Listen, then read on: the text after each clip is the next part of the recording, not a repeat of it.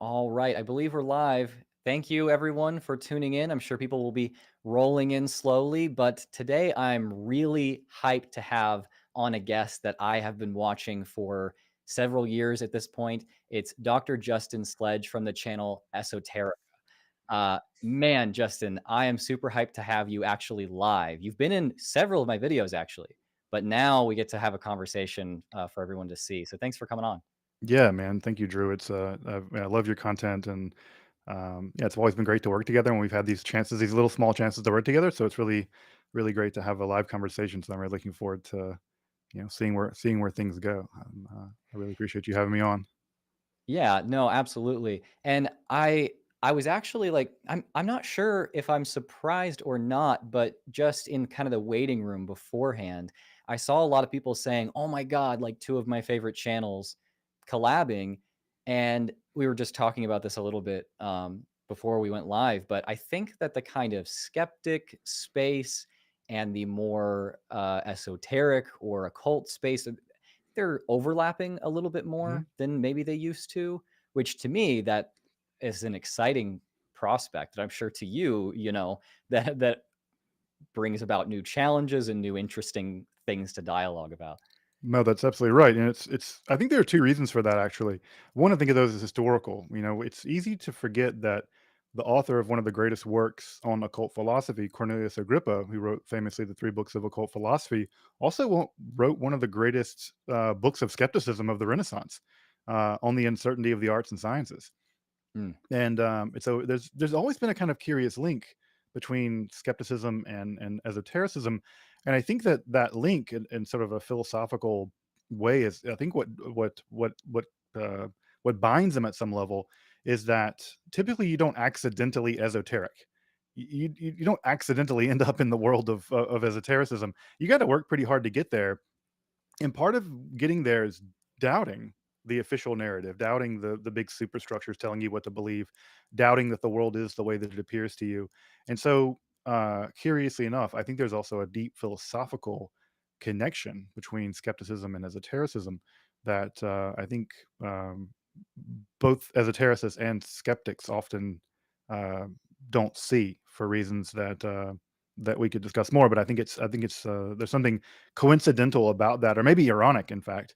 But I do think they're actually deeply connected in a way that most people don't realize. I would agree with you on that. And that's one of those opinions that, like, I see a comment in here, atheist pagan alliance, hell yeah. And to me, that seems natural. With my pagan and like occult and witchy friends, it's it's totally organic that Mhm. we're kind of in the same headspace, and that especially politically we would work together. But to some people who have never ventured out of their kind of core community, they're like, I'm so confused as to why these things would touch. But yeah, Yeah, we'll if it's we'll yeah, we'll get into yeah, that. it's in minority religious communities, and again, atheism is a kind of religious community, Yeah. and they're minority religious communities, and the old Benjamin Franklin quote that if you don't hang together, you'll definitely hang separately. Yeah, absolutely. Okay, so kind of speaking of how we get where we are in these spaces touching, I've made plenty of content now. Some people have even complained I've made too much about the Satanic Panic and Mhm. about Satanism. And, you know, share as much as you feel personally comfortable doing, because I know that this was actually a pretty deeply influential and formative time in your life. Uh, but could you tell me about your interaction with the Satanic Panic when you were younger? I'm wondering, did this shape what you're into now or things that you're not into now? Sure, sure. Yeah, without getting into a ton of detail, folks can check out my website if they want more detail, I suppose. Um, I went to a school in the 90s, and in 1997, on October 1st, a young man brought a bundle of papers to school one day. As a sort of an acquaintance of mine. He told them to give them to another friend of mine, and he told me basically to run. And I could tell, just looking at him, that something was very badly wrong. And yeah, he proceeded to kill his ex girlfriend. He killed her friend sitting next to her. and then began firing into the crowd. He killed injured 7 people, I believe. This Wow. is after he had killed his own mother that morning, bludgeoning and stabbing her to death in a very grisly, horrifying way. Um, and there's a lot of moving parts to this, but the really big part of it, for me at least, was that several days later, about a week later, myself and several other young men were arrested and all accused of being part of a satanic conspiracy. That we were all part of a satanic cult that they called the Croth, and that that we had planned this attack somehow. And over the course of several weeks, and then several months, and then several years, it became increasingly clear that there really wasn't any evidence for a lot of this, really for any of it. That's often happened, always happened with the Satanic Panic. They're panics; they're not evidence-based events. And it took about a year and a half, a little over a year and a half, until eventually all the charges were basically dropped against everybody. Now, some of them were dropped very quickly, and then some of them took longer. But ultimately, what ended up happening was we were charged with a host of very serious crimes that could have all landed us in prison for the rest of our lives. And ultimately, they are all dropped. And Mm. what ultimately ends up happening was that your life is kind of in ruins, because everyone hears for 2 years that you're part of a satanic conspiracy, and then they don't hear, oh yeah, there's no evidence for this, and there's evidence to the Right. contrary. Um, and then you're just sort of left on the side of the street. Most people in your area think that you're, devil worshiping murderer, God forbid. And yeah, so it had a huge impact on me. It led me to try to understand what had happened to me. Like, why would people believe these strange things? Why would they believe them without much evidence or any evidence? Especially why they would believe them with evidence to the contrary. When you Mm. have just significant evidence this isn't true, why would people hang on to these beliefs? And so yeah, it's solidified in my mind, like, though this is a very strange topic. And I make a lot of content on, for instance, the medieval anti-Semitic conspiracy theories, Right. around the witch hunts. Now, the witch hunts were basically a European-wide conspiracy theory, and you begin to realize that, oh yeah, these tropes that emerged in the 80s and 90s, they're not new. They actually date back centuries. They go back well into European mythology, and it was like, oh yeah, this is actually part of a sort of a generations long delusion about the nature of evil and things like this. So yeah, it deeply influenced me. Um, Now, did it influence much in the way of me being interested in this material, esotericism? I think it must have. There were so many lurid details of devil worship and magical books, and people being killed under death curses and all this stuff that was circulating around. And there was a part of me, again, trying to understand basically what had happened to me. It's like, I want to get to the bottom of this. What is the historical origins of this stuff?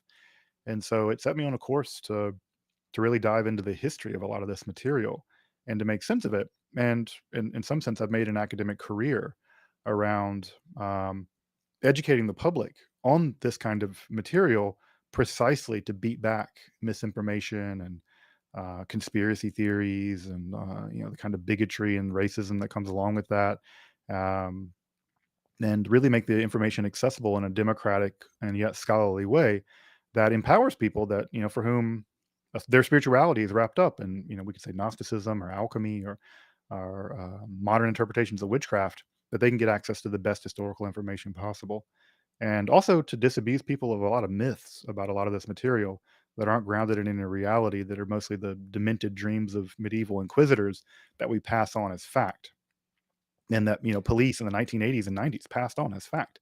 I mean, Right. it is there is a moment I remember where the police and other people that were looking into this case, they were like, "What books do we look at to figure out whether this is true or not?" And they're looking at medieval manuals of magic, and I'm like, "At what point in 1997 where are they looking at like medieval textbooks of magic to determine what's going on in their community?" I'm like, Yeah. "Are we looking at a 15th century book to figure out what's happening in the late 20th?" And you have this blinking moment where you're like, "They're doing that. Yeah. They're doing that." And you would think we would learn lessons from the horrors of the Salem witch trials and the witch trials in general, but man, it got really bizarre there for a while. But yeah, it happened to me, and it was a huge part of shaping my psychology and shaping my interests, and also seeing a real problem in society we've not totally overcome, and really wanting to do the work of overcoming it through education.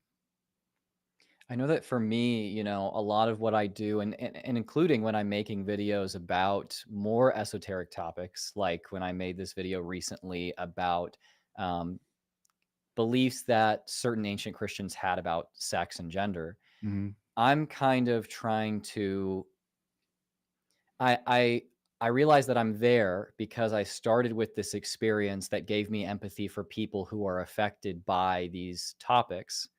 And I am trying to, in a way, advocate not only for my former self that was in a much rougher place, but also advocate for people who don't have a voice. And these, I've realized, as my channel has grown, that this isn't just, like atheists and skeptics and stuff. These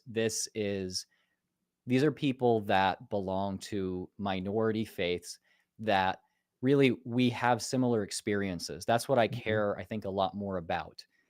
We have similar experiences and therefore we have similar causes. And I have my certain ideas about these things. But ultimately, I think advocating for them looks really similar to advocating for myself a lot of times. Would you say so with, because I know you're talking about tons of different subjects and certainly you don't believe in certain types of magic that you speak about, but other forms of religious practice you do engage in, and we'll get into that. Hmm. Yeah, I mean, I'm a member of a minority religion, and even a minority within the minority in many ways. And so, absolutely, when I think of uh, my fellow religious minorities, people for whom Wicca is an important spiritual path, or other alternative spiritualities that are not the mainstream, I want to empower them to be able to defend and enjoy their religions and their spiritualities as richly and as deeply as possible, regardless of what I believe. And also, I want them to be able to enjoy practicing their faith and their spirituality in a way that is rigorous and robust, and that we all stick together in some sense, right? They're coming to me not because I'm some guru that can teach them the truth of spirituality. I'm not at all anything like that. But what I can do is I can give them the tools to better themselves through self-education and through giving them access to rigorous academic information. And then they can go on to be like, oh yeah, like this, evangelical preacher, or this, Haredi rabbi doesn't get to tell me that my belief system is illegitimate because of X, Y, and Z. It turns out that their belief system is also built on pretty rocky foundations. And if we're going to play the legitimacy game, then they're not they the other institutional religions don't have much of a leg to stand on either. So again, it's also like you're safe because they're unsafe too. They just don't know it, or they refuse to admit it. Yeah, I think it's so strange. I'll get comments, and I guess I understand where they're coming from when people haven't, you know, really tried to dive into these subjects before. They'll say like, "Oh, you're just trying to tear down this certain type of faith," and it's like, actually, no. I'm trying to even the playing field, and I think when you're used to having all the power and influence, then having to, if you want to say, fight fair or just be on an even playing field with others is perceived to be some form of persecution or criticism.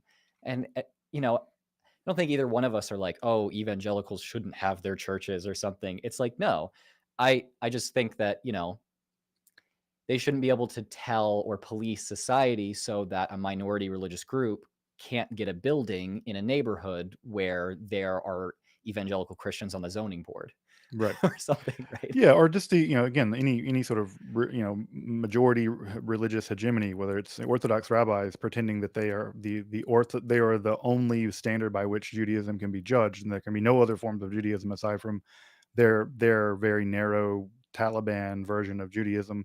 Same in Islam, same in other kinds of religions. So yeah, I think that part of what I do is historicize a lot of this material. And turns out history doesn't really give a damn about your narratives you want to tell about yourself. History is just the accumulation of the facts we have from what survive. And it turns out that when you historicize a lot of this stuff, um, the emperor's not wearing a lot of clothes. Right. And And people, cheerlead you on when you like historicize Muhammad because they don't like Islam. Then I turn that same historicization to Yahweh, and boy, they don't like that. Oh, Um, yeah. and I'm We'll like, get into that for sure. yeah, and I'm like, you know what? Too bad. Like at the end of the day, no sacred cows, no sacred Allahs, no sacred Christ, and no sacred Yahwehs. Like we're gonna do academic analysis of history. We're gonna do that, and I don't get to have some like there's no sacred gods here. These gods are all mythologies, and once you put them all in the mythology basket, they're all equal, which means that they're all amazing and they're all terrible and they're all interesting and they're all quite boring in some ways. And treating them like that way for me is just, it allows me to, it frees me, frankly, from the ability to have to tiptoe around hurting feelings. And I'm like, look, if your faith is so weak that that three potsherds that were discovered in like the mid 20th century can destroy your faith, you probably shouldn't have that faith in that thing. Mm, Like if an Egyptian inscription destroys your faith or whatever, I'm like, I'm not sure what kind of faith that was. That might need to go anyway. You might need to want to start over. So, and also, it's not my fault. I don't get to control the archaeology. This is yeah. just where things land. Now, there's this very strong sentiment in atheist communities that are like, if your faith can be destroyed by evidence, then it deserves to be destroyed by evidence. And you're espousing a form of that. However, you are involved in a religious community. You do practice. And so I think this is more for the audience than for me because I'm personally not of the persuasion that these things are in conflict. But can you, again, as much as you're willing to, get into kind of what does your religious practice look like? Yeah, so I belong to a denomination of Judaism, one of the smallest denomination called Reconstructionism. It's founded by Rabbi Mordecai Kaplan, and Kaplan basically argued that religion had to undergo a kind of shift, and the shift was there was a desire, a need to preserve important elements of religion as a kind of technology. And those are elements of community, elements of tradition to a significant degree, although not an absolute degree, and ritual, the psychological importance of ritual.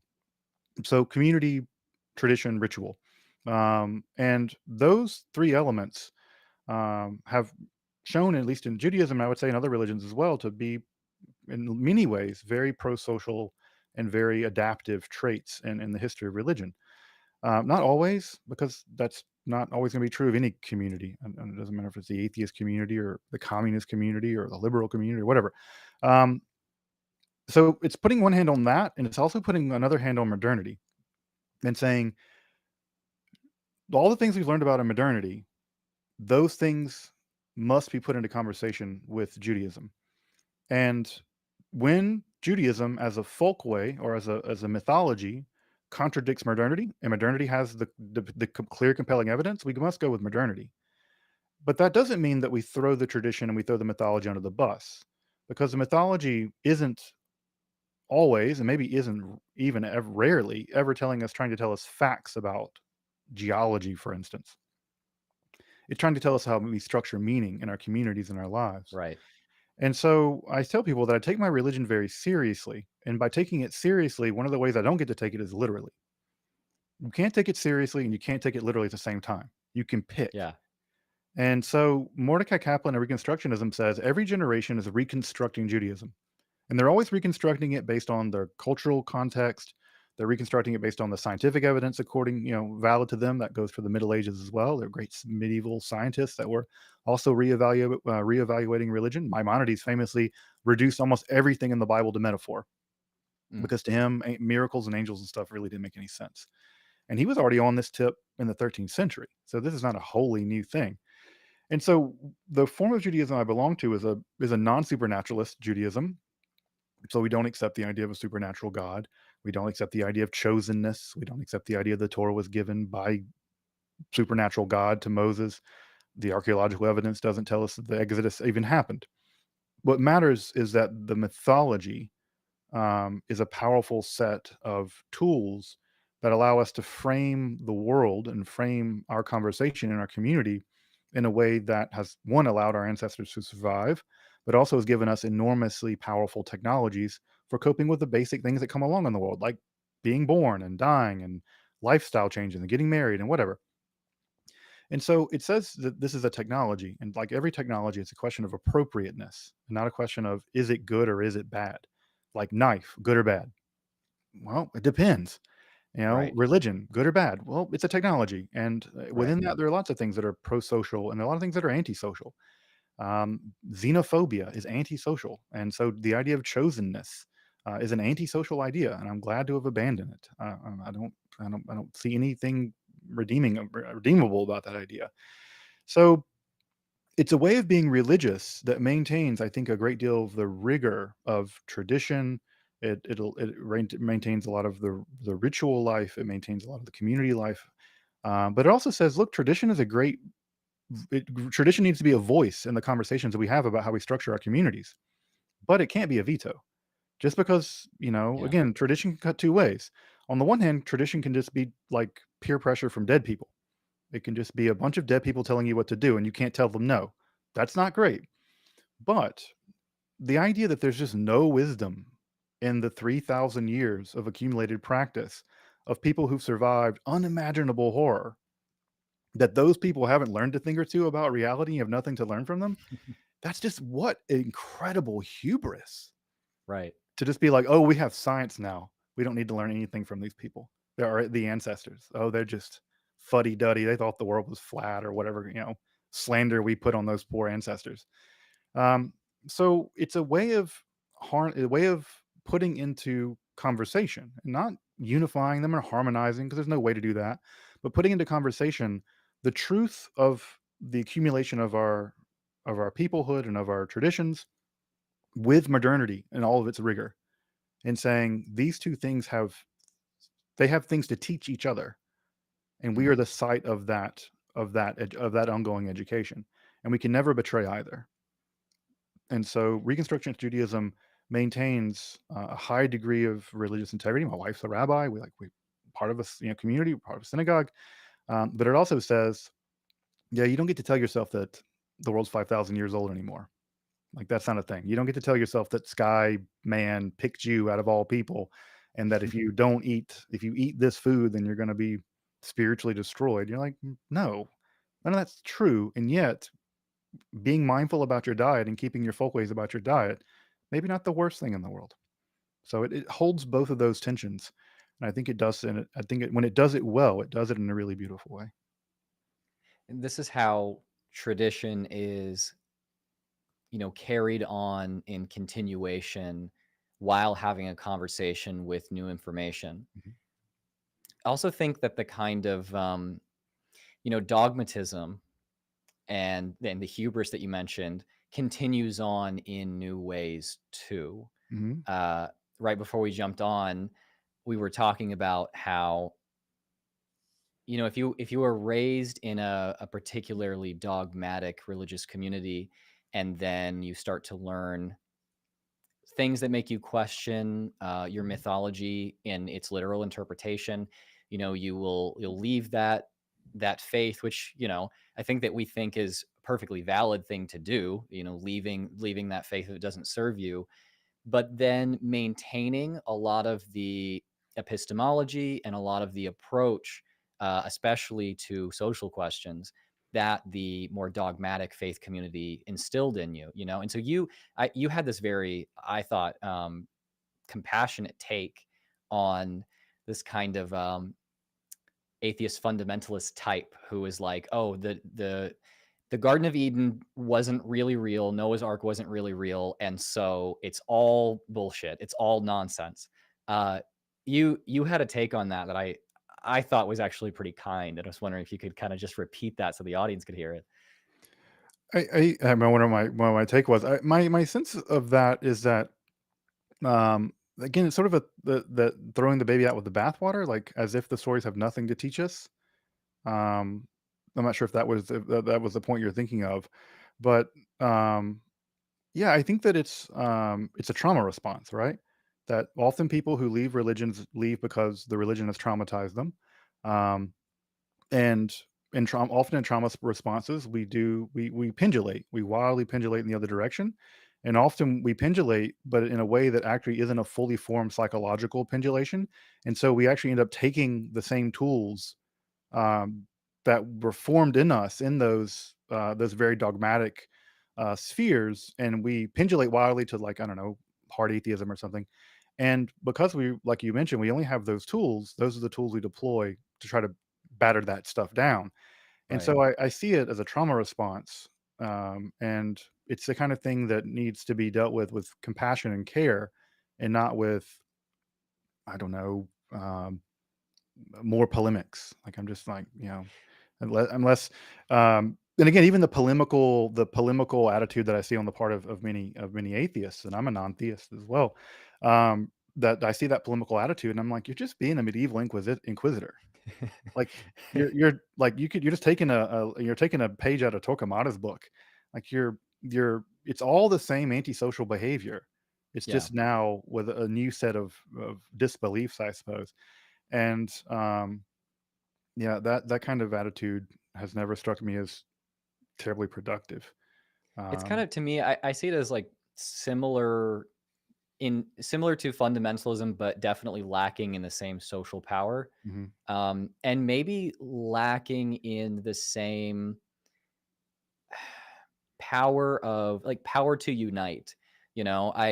I think that these values do get grandfathered into atheist communities, being very staunchly about, if you believe the specific thing, then you're right, and if you believe anything else, then you're not only wrong, but you can't be here. You can't You're a be a part of heretic. us. Yeah, you're a heretic. But fundamentalism, religious fundamentalism, is often, it's good at dividing, obviously, but it's also very good at making people cohesive. Mhm. um I don't really see that with atheism. Atheist communities where people get very dogmatic and they maintain these attitudes. I'm speaking from personal experience here, and I've seen atheist communities that function and they're very healthy, but I've also seen them function to where it's like they all have this attitude like religious fundamentalists, but they're also very, very willing to find the speck in their brother's eye, right? Right. Even of the people who believe the same thing as them, and so they just divide and divide and divide and divide, and it turns into, you can hardly even say a bitter fight, more just like there's a disagreement, and then no one shows up next week. Yeah, yeah. And I think this has also happened in like in the sort of Enlightenment move toward anti-religion. Often what replaced religion was politics. For instance, in Judaism, many people left Judaism and joined socialism or Zionism. And you look at the history of those movements, and it's also the same sort of atomic fracturing over and over and over again, because they're just taking the same fundamentalist epistemology and transposing it into the realm of politics, and you see that happening there as well. Yeah, it's a pity more than anything else, because again, as a person who is myself, I would identify as a skeptic. Um, it's often funny when I go into skeptical spaces and wearing looking like this, and I'm just waiting for someone to bait me, and it always Mm, happens, and I'm like, this is embarrassing. Like, is really like, like, is this the thing that you're really gonna like? It's a really bad look to bait the Jewish guy into like defending their religious beliefs. I'm like, there's a bad history of this. yeah. Um, um, And I and don't think it doesn't really work out for the opposition in the debate usually. There's no, no, usually quite a bit historically of not practice. either. Yeah, there's a lot of practice Historically, it that's gone hasn't. into defending, Jewish practice of all different forms. They're usually quite ready, right? So it doesn't work out Yeah, well. it's a bad look. But no, again, I think that that this sort of weird juxtaposition we have between either you're religious or you're not, or you're either you're supernaturalist or you're not, or that religion is inherently supernaturalist. Um, Buddhism, Theravada Buddhism, is not a supernaturalist religion. Um, you look at the things that Buddha says, like, he's not a supernaturalist. Also, like, the idea that religion is about a bunch of propositions you have to believe. That's an Mm, incredibly Catholic Christian way of articulating what religion is. You go to talk to a Taoist in China about the propositions that they believe in, they're like, what the hell are you talking about? You Right. ask an indigenous person about what the 10 tenets of their faith are, or what is their like DNA creed, they're like, what are you doing? And again, it's this that again, it's part of this sort of like inherited chauvinism about, well, the way that I was raised to be religion is just religion, and I don't like that, therefore I don't like religion. It's just incredible hubristic chauvinism that assumes that because the thing I don't like is wrong, and because you belong to a thing that I don't like, you must be doing the thing I don't like. I'm like, I don't know, the God you don't believe in, I don't believe in either. Right. Um, so like, yeah, so it's just a funny, it's a funny kind of take that I find. And again, I find this also not just in the atheist community, but even in the sort of the occult world, where they sort of feel, sometimes people find out that I'm not a, well, not sometimes, I'm not a practitioner of any of this stuff. I don't believe in alchemy or magic or Kabbalah or whatever. And when they find out I don't believe in it, there's some sense in which like, what? How can you Mm. know so much about a thing and not believe in it? And I'm like, I mean, I met a lot of people who know a lot about Dungeons and Dragons, and I don't think I'm an elf. Like, Yeah. Yeah. you Right. know, Right. like I don't think they're elves. I don't think they're like, green dragons out there spitting acid or something. Um, I can understand this stuff as powerful and important historical mythology, and even respect people for whom it is. Yeah. Deeply respect people for whom it is a spiritual path. And it doesn't mean that I'm compelled to believe it or compelled to disbelieve it. I'm also skeptical in the classical sense of that term, that it's to me not about assent and descent. It's about ascesis. It's about withholding consent or withholding Mm. assent. And I also withhold descent. Like, I'm also willing to say, like, I don't know. Like, am I the last arbiter of judgment of metaphysics? Yeah. Like, come on. Like, what a, I don't know. It's, I always imagine those cartoons of like babies in really high chairs, like banging a gavel, judging all the babies below them. And I'm Yeah. like, yeah, that's what that is. Like, how dare you Another not thing. disbelieve in the thing that I don't believe in? Right. Another thing that like gets very much grandfathered in, or is just assumed to be a part of faith and is also assumed to be a part of non-faith a lot of the time, is a missionary attitude, an evangelical attitude in the classical non-political sense of the word, Right. going and trying to convince other people of this. And people, I understand why, given our culture, but they'll accuse me of trying to spread atheism to people. And while I do defend atheism and more specifically atheists on my channel as a rational position to take, I'm not defending it as the position that one must take to be rational or logical or especially respectable. Hmm. Um, you know, there there are people that I know, friends of mine who, like you said, do actually have some sort of belief in this, that, or the other that I don't. But I don't see myself functioning in a superior way to them in society or being smarter than them or more rational than them. And so to me, it doesn't make sense to try to make people atheists, uh, help people think critically and help inform people. And if that happens to weaken or damage a certain type of faith and atheism is the next place they go, like that's okay with me, but that's not the end goal at all. And I'm sure that especially I want to get into your video that you made about the origins of Yahweh. Hmm. First of all, I want to ask you about that video. Making a video about the origins of maybe the most famous god ever, um, and historicizing him to a certain extent. Um, People must have come at you for that, or thought that you were trying to make people atheists or something. I mean, what was the process of dealing with the blowback of that video? Well, I run an academic channel, and I make it really clear that when you click to comment, that your criticisms have to be academic. If you quote a Bible verse at me, or a Quran verse at me, or a Bhagavad Gita verse at me, that's just going to get deleted, because that's not an argument. That's just like, I'm gonna hit you over the head with John 1:19, and or whatever. So there was a lot of that. There was, yeah, people got angry in the sense that, if you have an a priori belief that the God of the Bible is the God of the universe and any evidence to the contrary is just a lie, what can I do? I can do nothing about that. There's not a conversation to be had there. And so I'm not going to have that conversation. Um, and what was interesting is that no one came at me with the evidence, with the contrary evidence, or saying that the evidence was wrong. Right. Now the interpretation of the evidence is up in the air. And again, I named that there are various interpretations of the evidence in the literature. And so that I'm fine with. I'm like, sure, like, does the Shasu of Yahoo refer to Yahweh? Does the Shasu refer to Yahweh believers? I don't know. That seems to be the consensus of most scholars, not all, but most.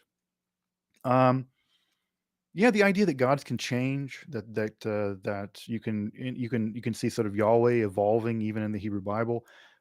Yeah, people don't like the idea that God can be changing, because if God is changing, then it isn't the eternal God that they were raised to believe. It isn't sort of the weird combination of the Aristotelian abstract God with the Abrahamic God that sort of has become the God that everyone believes in, which is a much more recent development in Mm. theology. It's really a Hellenistic vision of God.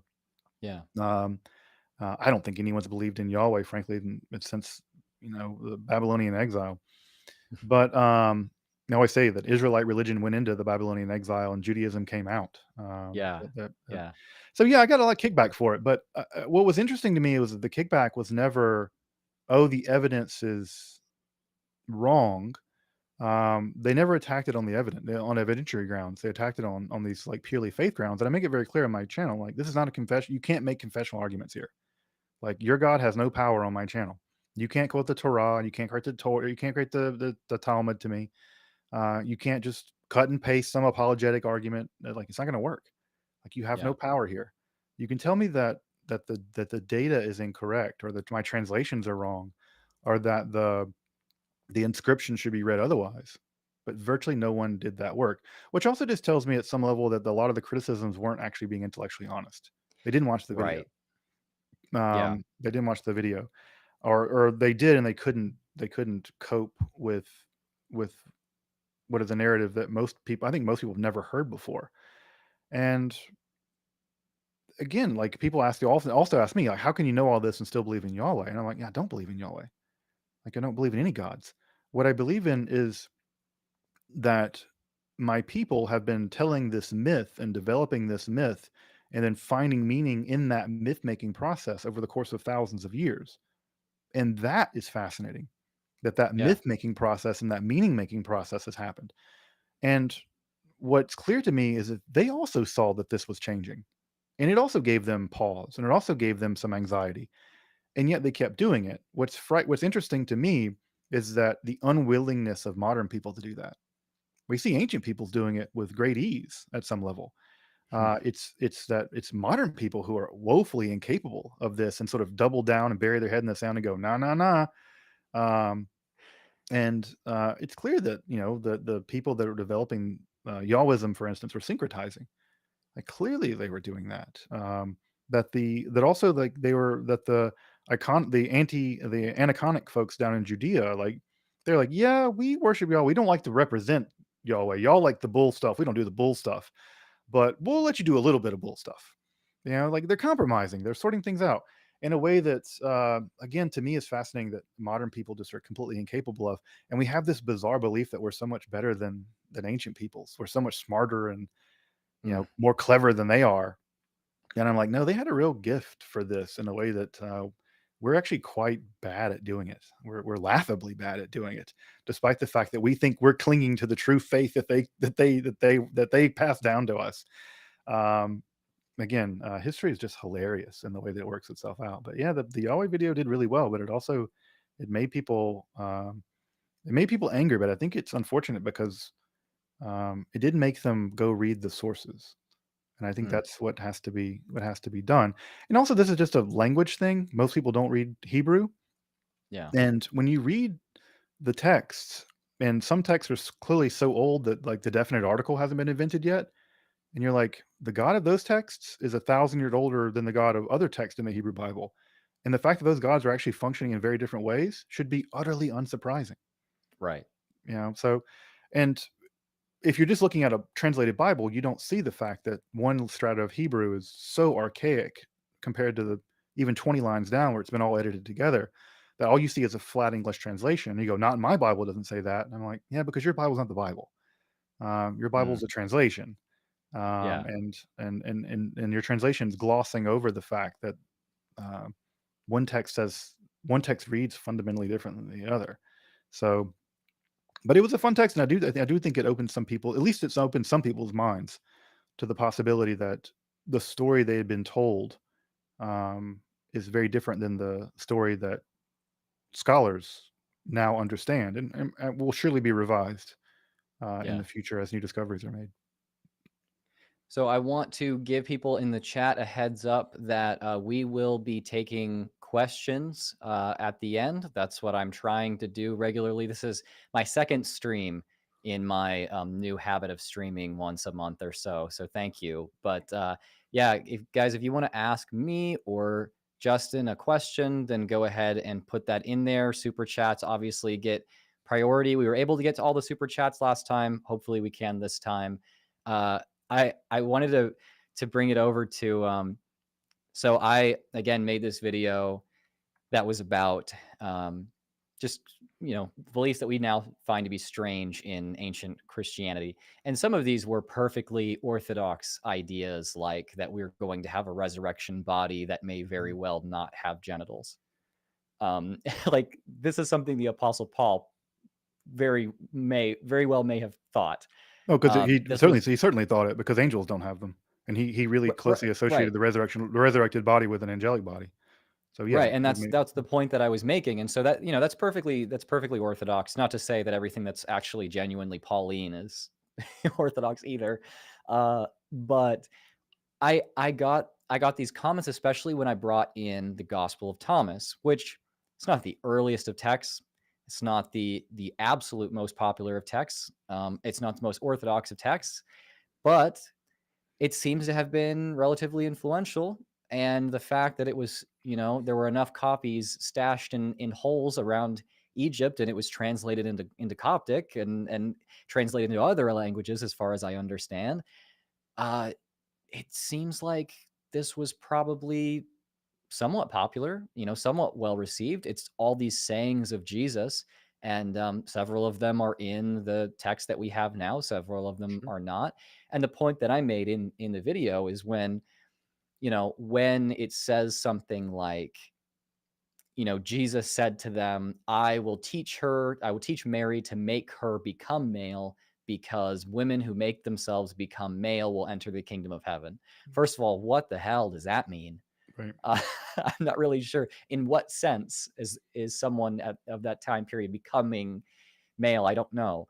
Uh, but I brought that up and said, this isn't an orthodox text for what that's worth, but clearly there were people who thought that this was either genuine or very valuable. And that's why we still have the text today. So that's the statement I make. And then the vast majority of the comments that I get are, well, if you believe that, you're just not a true Christian. And I'm like, well, I mean, I'm not trying to debate whether or not someone's a true Christian according to your religious paradigm. I'm trying to argue about whether or not people who called themselves Christian historically thought something. Right. And I think this is very compelling evidence that that's the case. Man, how do you navigate the differing definitions that we have? We're using sociological definitions of what Christian means, and they're using purely theological ones. You just hit the ban hammer at that point. What do you do? I mean, I just say that that's a confessional position. Yeah, I don't. I just delete the comment. It's a confessional. It's not an argument that's actually grounded in biblical studies. It's not a religious studies category. There were Christianities. There were Judaisms. There are Christianities. There are Judaisms. From an academic point of view, they're all the same. you know, when I look at a Valentinian text, when I look at an Orthodox text, I mean, they called themselves Orthodox. It wasn't like their enemies called them that. In fact, their enemies called them other kinds of things that they called their enemies, like fools and idiots and blind, you know, whatever. Yeah. Oh, Um, much worse than that too. oh yeah, I mean, they really had some nice, very flowery terms for this. So yeah, I just don't. I try to tell people, look, this is my channel is an academic channel. Your confessional, your confessional exorcism power does not exist here, and you can definitely state that I don't believe the Gospel of Thomas represents the Christianity for which I belong to. I'm like, yeah, Yeah, that's right. fantastic. Like, Yeah, it's you fine. know, yeah, that's totally fine. Makes sense. You know, I statements are great. But when you say something like, yeah, the Gospel of Thomas Christians weren't really Christians. I'm like, one, I don't even know that you've studied this. And two, um, again, who's going to be constitutive of true Christians or true Jews or, you know, the Essenes and other kind of groups are bizarre in many ways from other Jews. But would I leave them out as Jews? No, they're just strange Jews compared to what we've now come down to understand as Judaism. So yeah, it's not that I ban comments like that, but people have to understand that academic spaces are academic spaces, they're not confessional spaces, and that you don't have um, you can't quote Athanasius at me and it somehow like dispel the demon of Arianism or something. I'm like, Mm, no, like Arius was incredibly popular and Athanasius was actually mostly unpopular. Or that Valentinus almost became the bishop of Rome in the 180s. And like whatever the Valentinians believed, and again, we only call them Valentinians because we know them primarily through the view of their enemies. If you ask an right. average Valentinian on the street in the 180s what they would just say Christians. Right. Um, I don't see them as anything different than anything else. And the same for Judaism too.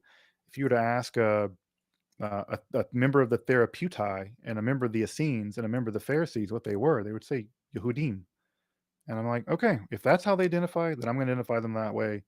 And it's more important to be honest about the complexity of the situation than it is to flatten it out and be like, oh yeah, these were the true ones, and everything else is false. It's a Yeah. confessional move um, that does more to obscure history than it does to elucidate it.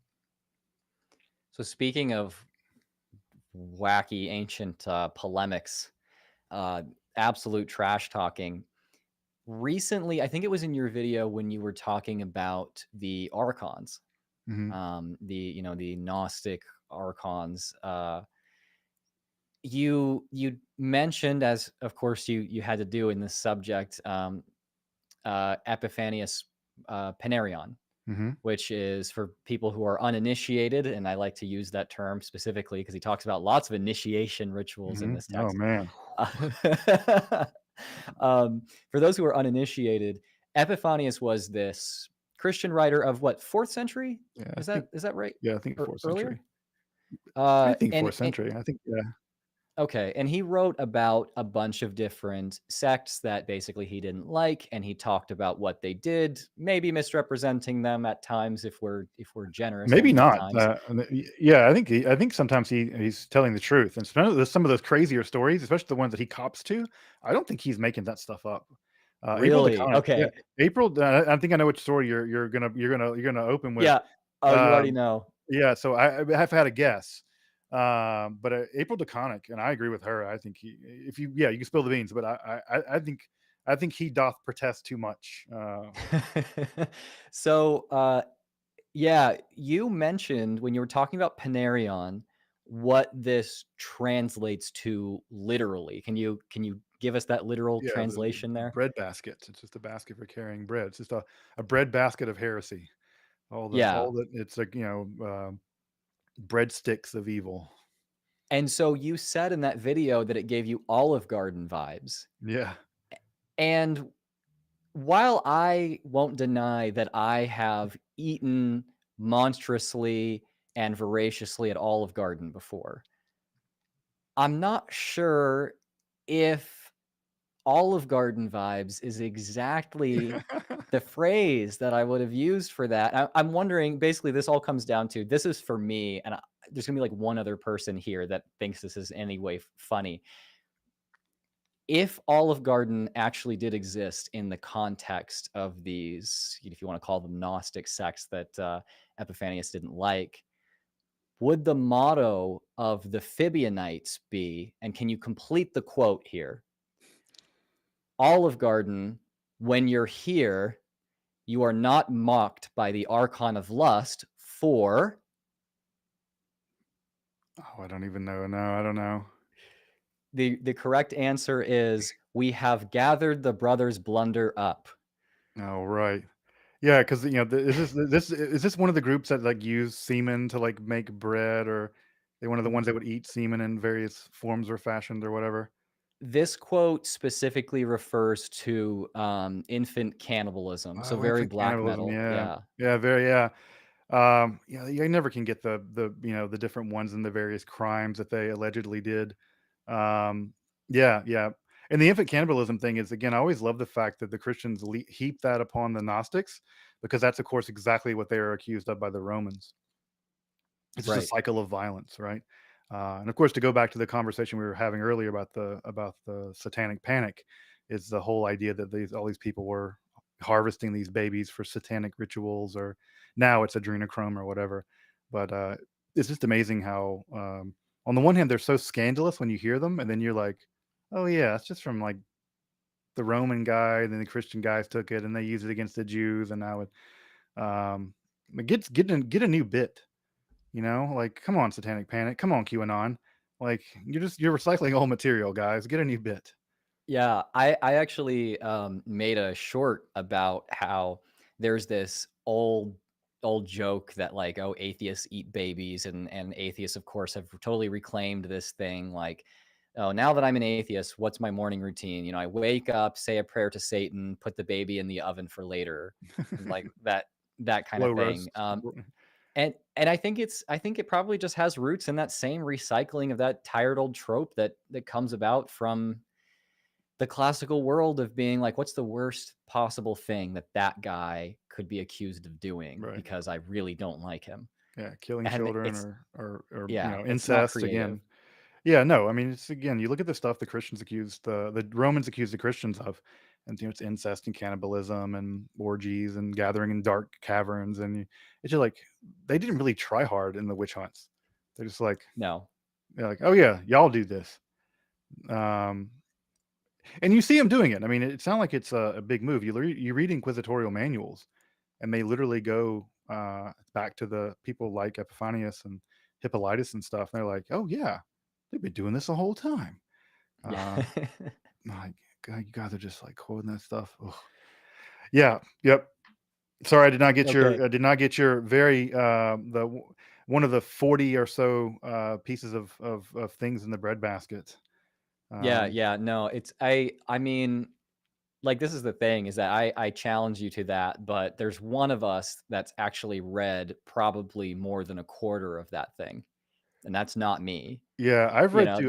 That text is long. It's long, yeah, On the Refutation is huge. I read through it, and I read through the I had a class on heresy, and we had to read Irenaeus, Hippolytus, and all this stuff, and at some point, they're all start to blend together because 'cause they're just copying each other, Yeah, and then yeah. miscopying each other. They themselves get confused about who eats the babies. Um, they're like, "Is it the Canaanites?" No, no, it's not the Canaanites. It's this other group. Yeah.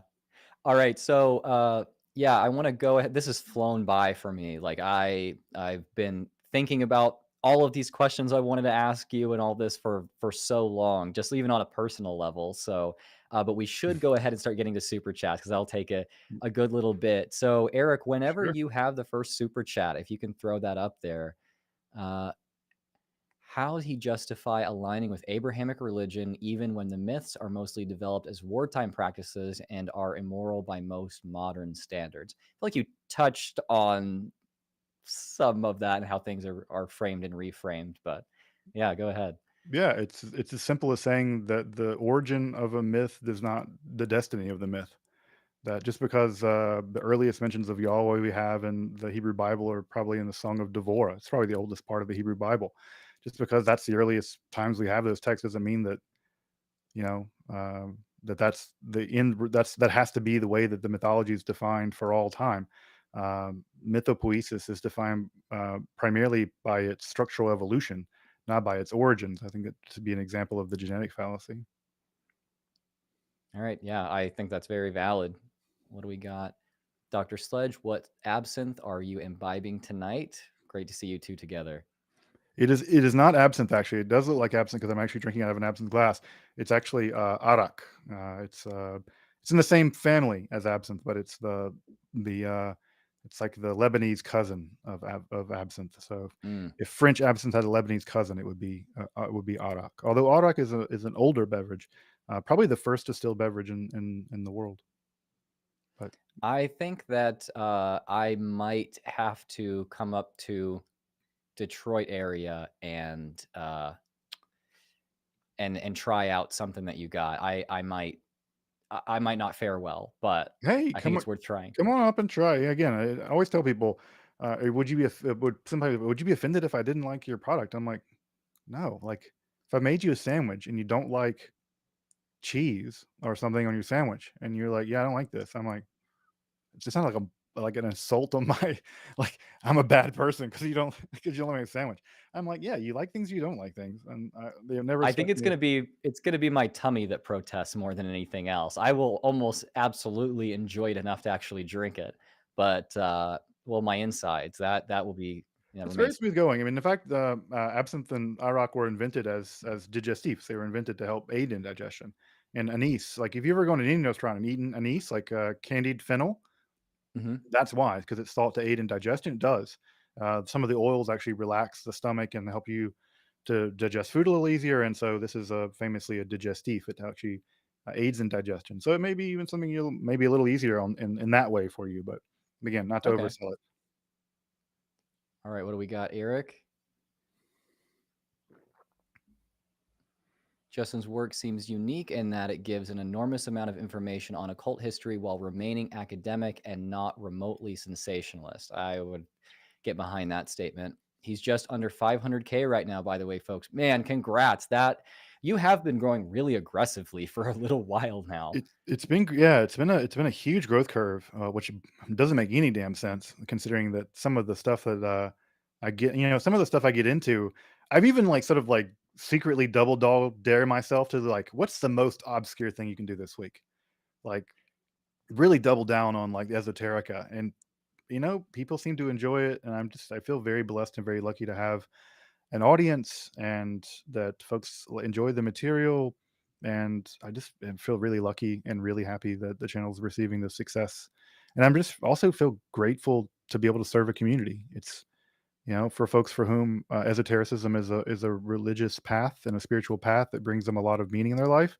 The fact that I can play any role at all in helping them to better equip their lives in that way, I feel very, very thankful and very grateful and very humbled and very blessed. Absolutely. Why do you think Yahweh is so widely worshipped now? Imperialism is clearly a part of it, but are there any other reasons? Yeah, Christianity got an empire. I think that's the answer. Christianity got an empire. Also, I just think Christianity's message was very timely, and Islam's message too was very timely. It was, you're living in an imperial system of a great deal of violence and chaos, and you have someone coming into your slave quarters saying, "Blessed are the poor, and blessed are the meek, and blessed are the peacemakers, and the last will be first, and the first will be last." And it's harder for a rich man to get into the kingdom of heaven, et cetera, et cetera. We all know this. If you're living in a society where a third of the population are slaves, Yeah. and and it's pretty bleak out there in some ways, especially when you really see the growth when the algorithm picks up Christianity, in the second, third centuries. Those are bleak time periods in Roman history, and it basically says if you just believe in this guy and what he did for you, you don't, and you have correct intercession with the church. You don't have to do sacrifices. You don't have to like go to these temples. You don't have to do all these things. It's a ready-made religion for crisis, and Islam in many ways is equally true in this way. And so I think Christianity was successful because of the message of Jesus, or the message of Christianity rather. So, and now when they got an empire, I think that only helped to accelerate that process. But they would have never gotten that empire had that message not been incredibly impactful for Mm. many millions of people. So I think that why is Yahweh worship now? because Christianity was a very successful meme, Yeah. and continues to be, and I think for good reasons. I think for Yeah. perfectly good reasons. Get behind that. All right. What do we got next? Most tradition is rather new, which ought to always be kept in mind. See, what is this? Hobsbawm? Yeah, Benedict Anderson, yeah, etc.? yeah. Most tradition, yeah. Again, what passes for tradition often is not traditional at all. I'll give one example of this. Is my favorite example. If you ever been to a Jewish service, it's very likely you went on a Friday night. That service on Friday night is called Kabbalat Shabbat. It's less than 500 years old, Mm, and yet that is the most popular, most widely practiced Jewish tradition in Judaism. It was literally invented by Kabbalists in the 16th century. So it's yeah. new as far as Judaism stuff goes in many ways. And so most of the tunes that we sing are new. So yeah, I think that anytime I hear the word tradition, I start sniffing around to be like, how old is this really? Unless you're like sacrificing animals and burning incense on altars, I'm like, this is probably pretty new. It reminds me of when people say, like, oh, they'll say in my comments, we believed that, the earth was 6,000 years old for thousands of years. And now you're just now realizing that's not true. And it's like, no, your understanding of Christianity is basically being like fundamentalist Baptist.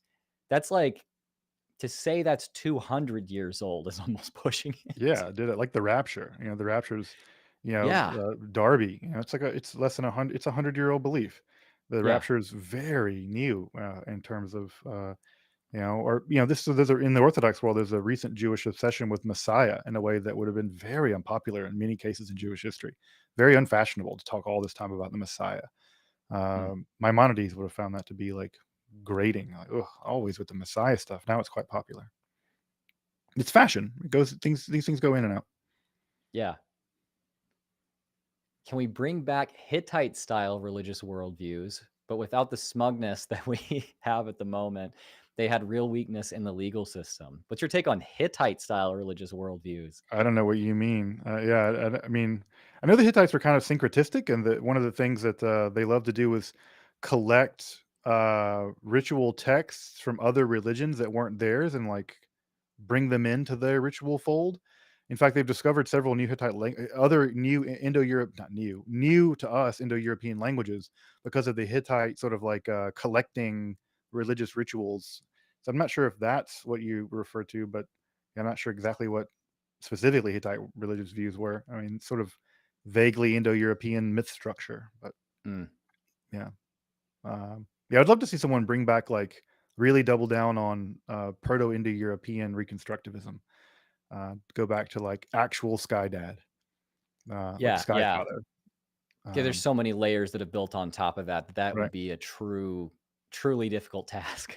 Yeah, I mean, but not impossible. I mean, it's amazing how much mythology is preserved in the actual linguistic structures. There's a couple of really great books about this, where a good bit of what we can tell about the Indo-European religion can be reconstructed just from linguistic lines alone. Mm, all right. What's your view on probable Zoroastrian influence on Judaism during Persian rule after the Babylonian exile? This question is one that I had like right when I came out of Christianity and realized that like, oh, other religions actually influenced Christianity at some Right. point. And then I learned that Zoroastrianism existed and I was like, that's where it all came from. And I don't think that quite so much today, but yeah, what's your take? Yeah, there through the mid 20th century and later in the 20th century, there was a huge Zoroastrian craze and trying to locate certainly development of the apocalyptic and Zoroastrian influence on Jews in exile. The problem is that if you treat Zoroastrianism in a really sloppy way and you ignore the fact that we have no evidence for it, it works.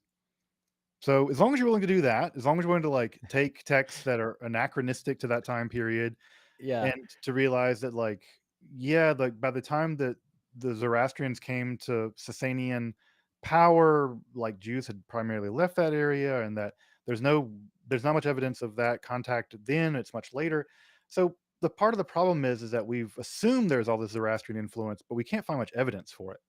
Mm, And ideas of like the Shawshant, like the idea of Messiah, like there's some comparanda. They're doing something similar, but it could just as well be the case that the Zoroastrians and the Jews were coming to similar conclusions in similar environments, and we know that mm. happens in history.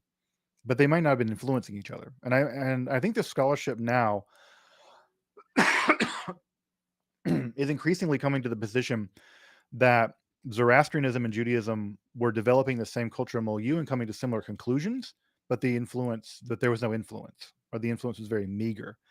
Not to say there was no influence. I mean, you can see influence in words like, I don't know, Asmodeus, like Asmodeus as a it's a Zoroastrian name for a demon. So we do see pieces, but we've never found a smoking gun where we see an actual Zoroastrian concept brought wholesale into a Jewish text. So you have to kind of squint and look sideways, and this is sort of the kind of everyone thought they'd figured this out in the mid 20th century, and now we know a boatload more about Zoroastrianism at that time. We know a boatload more about the Sasanian Empire, and it's not working. So I think that the influence is actually um, is not as great as previous generations of scholarship had believed. Possible convergent evolution of religious traditions is an exciting concept to Yeah, me. All yeah, right. yeah. As someone who lived through the Satanic Panic, are you concerned that something similar is happening again? Who do you think will be affected if so? It's happening now with trans people. It's trans panic. Yeah, there's no Yeah. doubt it's happening now. Trans panic is a real thing. This grooming language, right? That you have all these secret gay people or secret queer people, secret trans people grooming children in schools to be queer or whatever. They're bringing in drag queens to make everyone gay or whatever. It's the same thing. So yeah, I wouldn't say is it going to happen again. I'm saying it's happening now. Go ask your trans friends. Yeah.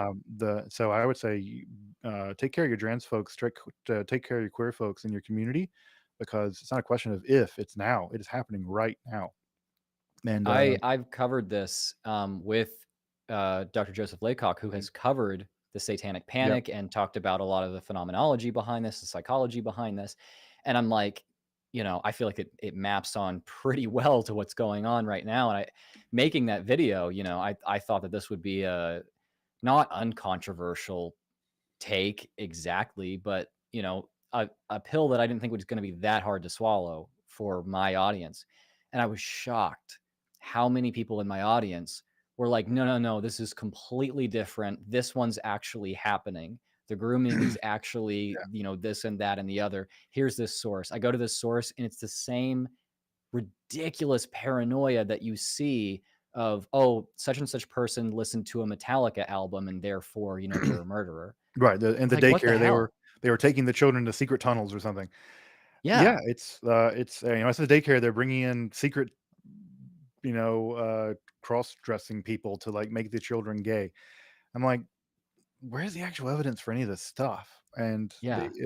the truth of the matter is, grooming is happening. It's not happening in that direction, though.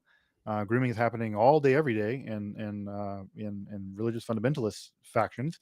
And it just so happens that the people they keep catching with underage kids are not like queer people and trans people.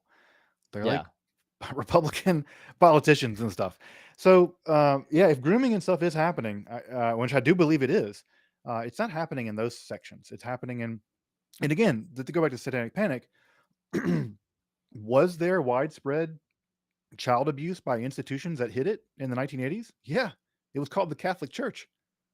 Yeah. And so, like, yeah, was this happening? Sure, it was happening, and many people knew about it and did nothing. And yet, all the while, millions of dollars and tons of emotional energy was spent chasing Satanists in the forest at night. Um, and we look back on it now and we think, "Oh my, that was silly and ridiculous. Who would believe that?" I'm like, a lot of people now. Like, go ask Yeah. your trans friends. Like, You get this statement of like, but there are drag queens that are like performing in front of children. And it's like, okay, yeah, let's look at that. Oh, there are drag queens who are wearing completely appropriate clothing, sparkly fun clothes, reading a book in front of kids. So is your complaint that they are existing in front of children? Yeah, of course. Is the original complaint of the Satanic Panic that there are people who simply disagree with the Christian hegemony? Yeah, that's it. It's again, it's the idea they shouldn't exist. Like, Yeah, you shouldn't exist if you exactly. like heavy metal music. You shouldn't exist if you're queer or trans. You shouldn't exist if you aren't part of this narrative we tell ourselves about what America is. It's a there's a kind of um, I don't know, genocidal is not the right word, but there's a kind of like deep seated desire to erase people, and Yeah, the panics are wrapped up in that fantasy of erasure. And you look at crime statistics. Who's more likely to be a victim of a crime? Well, that data is really clear. It comes from the FBI and that stuff. So either we're gonna, folks, either we're gonna do data driven, evidence based analysis of this stuff, or we're not.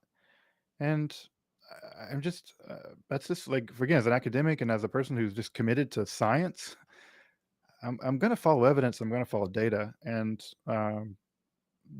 the data's they're pretty compelling. yeah. There's very, very few times when I will say, "Okay, whatever, stay mad, unsubscribe from my channel." But it's like, no, I mean, I'm sorry if you think that I shouldn't talk about like the trans grooming narrative or whatever, and expose it for what it is, and even like mock it. Sorry, that I mean, I'm not going to compromise that for your comfort. There are things that maybe you need to be skeptical about too.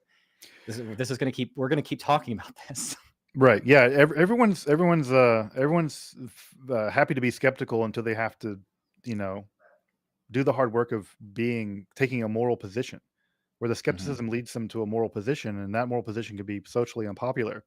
But trust me, like as a Jewish person, it is incredibly important for me knowing the history of the persecution of minorities, knowing that there were gay people with upside down pink triangles on their outfits right next to people with yellow stars on theirs, and to Yeah, think for a moment that you will not end up back in those concentration camps with those same kind of people, you are delusional. absolutely. It's historical amnesia, and just I tell people, look at all those different patches you could get in the concentration camps, and ask yourself what kind of people are still getting persecuted, and you will find a shockingly similar overlap. And get with those people and protect those people, and stand in solidarity with those people. Otherwise, yeah, but why engage in historical amnesia? What is the benefit of that? Aside from the fact that it makes you not have to take strong moral stances and do the right thing. It's real easy. That's Yeah, why. yeah, 100%. Ex-Mormon here. I have noticed that a lot of obscure Christianity that Dr. Sledge covers is commonplace in various corners of Mormonism. It seems like there is a major occult foundation to Mormonism. Thoughts, episode plans. Oh, this is interesting to me. Yeah. So yes, I literally have the huge book on the sort of occult origins of Mormonism, or the Latter Day Saints movement. Actually, I was just in Utah last year, or early this year, and got to do some great LDS tourism, and just lovely people. The LDS people, I just love, just the most kind, beautiful people. I got to meet and greet and hang out with some of those folks there. Yes, there will be an episode on, at least an episode on the intersection of esotericism and on the LDS movement, and the intersection of esotericism on Joseph Smith. I mean, I mentioned in one episode on treasure finding magic that before Joseph Smith was a prophet, he was a magical treasure finder. Um, he never found any treasure until he found those gold tablets in that hill that day.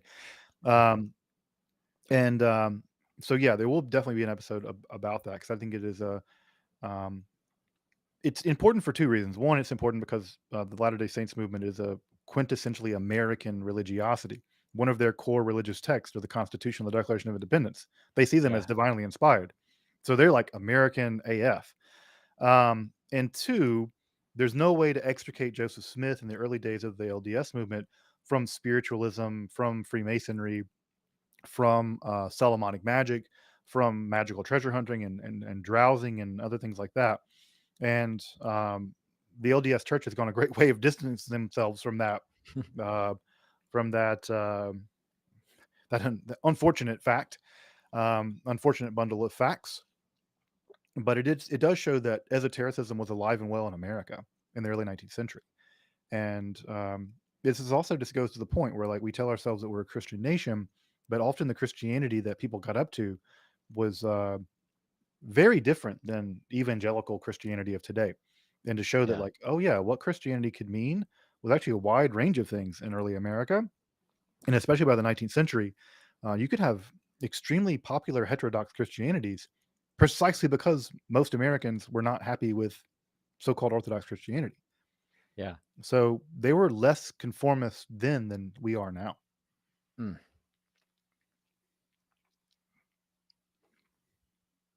V, one of my best friends. Are there any TV shows, films, or novels that Dr. Justin thinks uh, esoterica, magic, ancient mythology uniquely correct? Ooh, that's a good one. Yeah, it's a good one. Anything by Umberto Eco, Foucault's Pendulum does it beautifully. I think that Foucault's Pendulum is one of the best books on esotericism written by a person who deeply understood it. Um, A Dark Song is a film, I think, that captures the feel of occultism in a really important way and captures ritual magic in a really powerful way. It's not accurate to the ritual it's trying to describe, but it does it. It captures the vibes perfectly. So, and I think film's fine when it does that. I don't expect films to be documentaries. Sorry, folks, I have a lozenge in my mouth. I'm a little under the weather. Um, what else? Hereditary does a pretty good job in some ways of capturing those vibes. The Witch by Robert Eggers also is a Oh film that yeah, captures the fever and the fevered imagination of um, of New Englanders and sort of the mist of the trials of the 1690s. I just quoted that one today. I was buttering some buns for some sandwiches earlier today, and had to ask the classic question that we What, all ask us horror movie fans: Dost thou like the taste of butter? yeah, would thou like to liveth deliciously? Yeah. Which is a great line from the Book of Revelation. Um, what else? What other movies or books? The Devil Rides Out by Whately captures it well. Yeah, I need to make a playlist of like of novels and stuff like that that capture it well. That would be cool. All right. Let me clarify. All right. You can take lessons from religion without being in it. However, joining it validates even loosely the more extreme versions. I mean, not if you actively are contesting them, which I actively do, and we actively do in our tradition. So I would that I mean that seems to commit a strange kind of logical fallacy. Um, that and also it's I would say that if you want to combat the more extreme versions of religion, being within the religion and making it making an argument on their terms, that they don't have the monopoly on what is legitimate for that religion, is going to be a far more effective strategy than throwing stones from the outside. I guarantee you Yeah. all day, every day. Liberal Catholics telling Orthodox Jews they're wrong. You know what Orthodox Jews are going to say? I don't give a f. Yeah. But when other Jews come to the table and say, "Yeah, like the way you interpret that halacha, that Jewish legal ruling in a very conservative way, isn't actually grounded in the tradition, and you're only doing that as a response to modernity," now they have to play ball, right? Now you get to Yeah. hold their feet to the fire. So I think that you may be not this position, this argument may be not only wrong, but exactly wrong, mistaken. And yeah, you can take religion. I would say that absolutely if you find community and tradition and ritual and other elements that enrich your life in a non-religious space, go for it. Absolutely go for it. You find that in playing Dungeons and Dragons, go for it. If you find that in bowling with your buddies, go for it. If you find that in whatever, I think like theater or something. So no, I don't think religion has religion doesn't have a monopoly on it. Or another way I would say, religion isn't necessary for it, but it is sufficient for it. Mm. My And two so, cents on this was that, people have said this exact same thing to me, especially, kind of fellow progressives. Uh, about the skeptic and atheist space, and like, why would I exist in that space? Because especially atheist YouTube in, let's say, I mean, for a lot of its existence, but from like 2012 to 2015 especially, was kind of more wrapped up in anti-feminism and like mocking trans people even before that was more widely recognized as even existing in the first place. Mocking queer people, excluding people of color from spaces. Like it was cishet white man hegemony, like intellectual superiority zone. Yeah, Like it that's was just that's what. evangelical Christianity that was Yeah, atheist. yeah. Right. There was a lot of that. And Yeah. for me, the reason why I wanted to have skeptic in my name is that I identified with a part of what they were trying to grasp onto, which was leaving certain groups and having to struggle with the fact that you were on the outside of something that had so much political power and now you don't have that anymore, Mhm. and all of that kind of thing. However, I also realized that my voice was going to be different than theirs. And if I wanted this space to change, then I could do a lot to change it from the inside. And now recently, we had Al Jazeera English come and make like Mhm. a short news story that went on international TV about me and Seth Andrews and Chrissy Stroop, and basically like atheists who don't do it that way and very pointedly, very purposely do not do it that way, are trying to change the influence and change the entire outlook of like this community from the inside. And I kind of think that we've been pretty successful in a lot of cases. There's a lot of ways to go, but Sure. I think we've No, and I made think you real should be very proud of progress. what you've accomplished. This is why often I don't associate with many skeptical spaces, even though I'm very much in that camp, is because I find them to be just reactionary. They're just like, Yeah, I'm like, oh, this is just like this is just the same sort of religio fascism, but now what's orthodox is disbelief. Like also, I just like I'm very disinterested in getting militant around disbelief. I'm really about if I'm going to get excited about something, it's about protecting communities. It's about yeah, fostering sites of critical thinking, fostering sites of difficult conversations.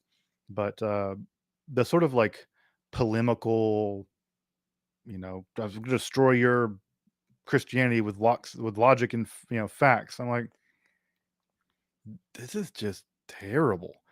yeah. Like, like I hate to tell people, but I'm like, you can be right, and that's all. I Like, like that. I have to start using that. yeah, like you can be right, and that's all. Like, ugh. All right, I think we got time for a couple more. Thanks for this live, two of my faves. Well, yeah, thanks for tuning in. We had a pretty good little turnout here. As you can tell, I've been really, really enjoying this. I've been hyped for this. So, Thank you. It's been great. all right. We got another thank you. We got a couple more thank yous. Yeah, thank you guys. Yeah, Man, thank you all. I this has been awesome for sure. Yeah, I appreciate you having me on, Drew. And again, I really appreciate the work that you're doing. Again, like you said, carving out a skeptical space that is that maintains all the rigor of the skeptical approach, but also um, doesn't buy into the reactionary nonsense that I think can also come to really pollute the skeptical environment as well. Um, um, it's also a reason why it's funny because I'm a non-theist.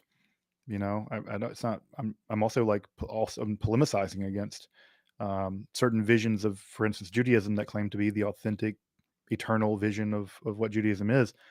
And yeah, I just don't want to be in most skeptical spaces because I find so much of what goes on there just to be um, so much intellectual posturing and obnoxious. And Yeah. I love what you do because it's certainly not just the opposite of that, but really like fostering community and fostering great conversation. So I appreciate the work you do. Yeah. Well, I mean, I have to say, oh, we actually have one more Hmm. here. We'll do this final one and then we'll wrap up. Satanic Panic, it's happening now. How do we not? This isn't new. Society has dealt with this from day one. Yeah. Is there actually an off ramp here? Is there historical precedence to fixing this? Um, so is there an off ramp? And is there historical precedent? Yeah. I mean, even the middle of the, I think the better example is the Great Witch Hunts in Europe, which I think were the, the the more lethal version of the Satanic Panic. They were skeptics in the witch hunts that publicly wrote books saying this is wrong. You're getting these from torture. Like these are mentally ill people you're just torturing to get evidence from. So they were skeptics whose voices got drowned out, frankly. In fact, Johann Weyer famously wrote a book of skepticism about the witch hunts, and no less than King James the First targeted him for it. Can you imagine if Mm. a monarch comes out and says you work with the devil? I mean, what a target on your back, right? Yeah. Um, so I think the answer is the way that we hold this back. And folks, there's a great book on Satanic Panic. Whose author's name is slipping my mind now. We can always put things in the I can, description I'll get to if do it's that. not accessible to you. It is by Jeffrey Victor. Victor. It's called Satanic Panic. Victor. Um, and it's the best book on the Satanic Panic, frankly. And he's a sociologist. And the last part of his book is basically how do we stop it from happening? And he makes really great, compelling, sort of step-by-step arguments about, all right, we interrupt panic with facts. We interrupt emotional responses with critical thinking. We interrupt rush to judgment with asking further questions. And you do this at every level. You do it at the level of law enforcement. You do it at the level of media. You do it at the level of YouTubers. You do it at the level of where the nonsense is being disseminated, especially among big nodes of disinformation, vectors of disinformation. You disrupt it, and you disrupt it by doing the easiest way that one can to disrupt this stuff. Ask for evidence. Ask for evidence. Someone says that people are grooming people. Like, okay, where's the evidence for this? Yeah. And that is typically the way in history it's gotten disrupted. You off ramped it by asking for evidence, and in the aftermath of where it goes terribly wrong, saying, at this point, you could have, at any moment in this process, you could have just asked, where's the evidence for this? And you didn't do it, and now all these people are, dead or hanged or beaten up or persecuted or doxxed or whatever. And you do what every good skeptic would do. When you hear a claim that sounds a little off, source it, evidence it. Give me the study. Give me a peer-reviewed article saying this is happening. And if they can't, to be like, that's you're not you yeah, at that point you could be like, oh yeah, this is garbage. Yeah. This is garbage. So um there have been real heroes in history that did the very unpopular thing of calling out nonsense. And they got targets on their back. And the truth of the matter is, it's up to non-trans people to do the work of, in the midst of this trans panic, to be like, when you hear Republican lawmakers or whatever other lawmakers come out and spread nonsense, to disrupt it and say, there's not any evidence for this, and they need to provide it. And so, will it make you unpopular? It might, but you can choose. You can be moral, you can be popular. And I Yeah. trust me, history judges one of those much more harshly than the other. And it's also remember that, I mean, I feel like if you're someone like me, especially, the target that gets painted on your back for being a trans ally is like in order of several orders of Yeah, magnitude smaller. So it's like, yeah, I lost, I don't know, 1,000 subscribers or more for talking about the Satanic Panic stuff, but like, I'm not worried about losing my life even as a public figure. I right. have no fear walking down the street Yeah, talking about this stuff.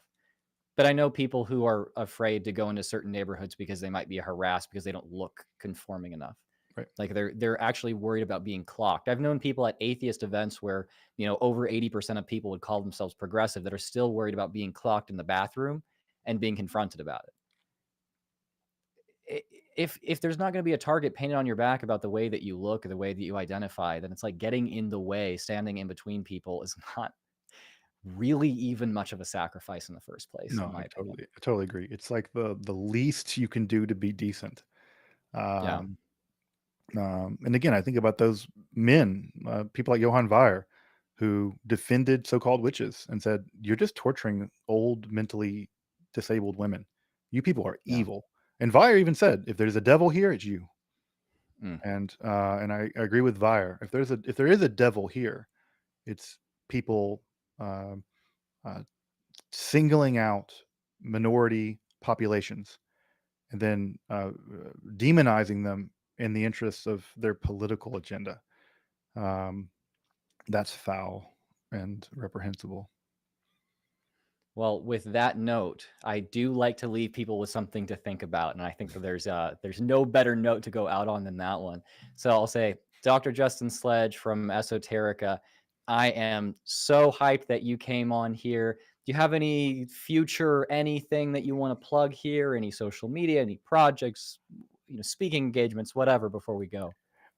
Thank God I have no social media. So, speaking of the devil, I'm not possessed by that devil. Um, Yeah, no, I just have YouTube. I just have my website, justinsledge.com. I'm gonna have speaking of witch hunts, I'm gonna have my last rare book catalog coming out pretty soon. It's going to focus. awesome. Actually, have this is a copy of Witch Hunting Manual from 1604 by Martin Del Rio. Will be on the catalog. So I'll have my last catalog of rare antiquarian books, primarily from the 16th and 17th centuries, available. But aside from that, taking a little break from YouTube because we all need to do that to not go completely insane. Yeah. And but yeah, I'll be back in the esoterica mines in a couple of weeks to start making new episodes. But yeah, folks are interested in the academic study of the occult and alchemy, Kabbalah, magic. Check out my channel Esoterica, and um, again, from a critical, skeptical perspective, academic perspective. If you're interested in that kind of stuff, even if you just want to use it to like boost up your D&D DMing game, it could be pretty useful. Awesome. Well, guys, join me in the comments of Esoterica. You've probably seen me in the comments a couple of times before. Will continue to watch your stuff. Dr. Justin Sledge, again, thanks so much for coming on. This is a great time. Absolutely. Thank you, Drew. And